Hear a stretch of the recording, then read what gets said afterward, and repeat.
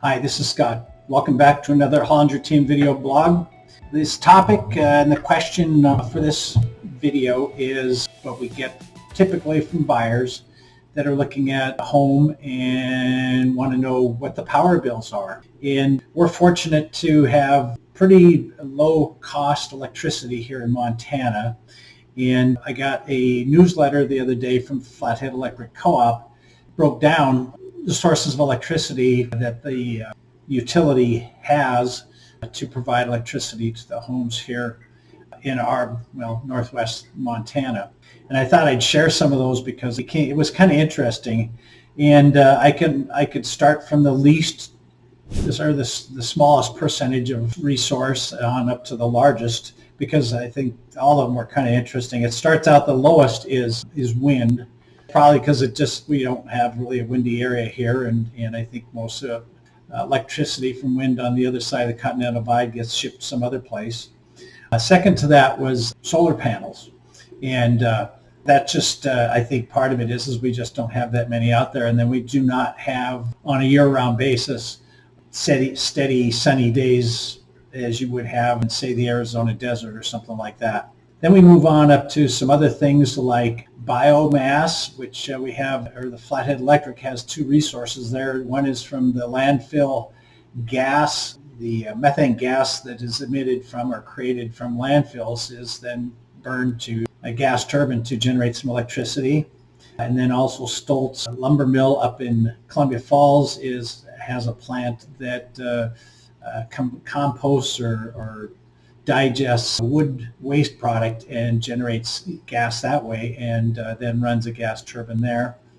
And then in that same neighborhood, we start into some of one of the other local sources that falls under hydro.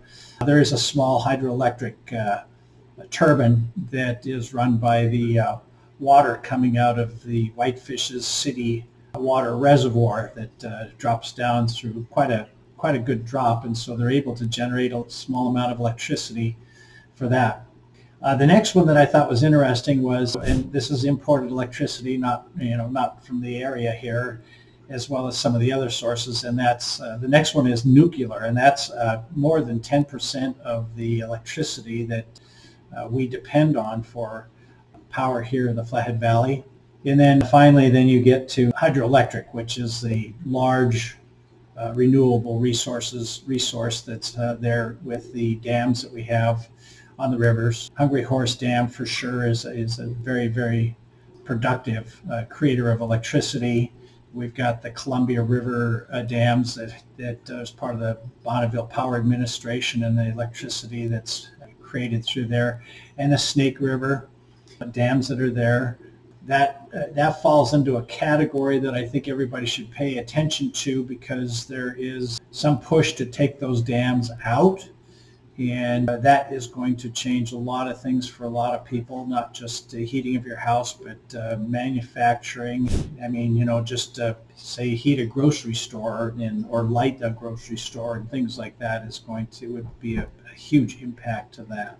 So it matters who you vote for, because these are the people that make these kind of decisions for us. But I thought this would be kind of an interesting little thing to share to you, where our electricity comes from and how much of it is actually generated through a renewable resource. Hope you enjoyed this Hollinger Team video blog. Please share it with your friends, subscribe to this channel, and send in comments and any questions or ideas for other topics. Thanks again for watching another Hollinger Team video blog.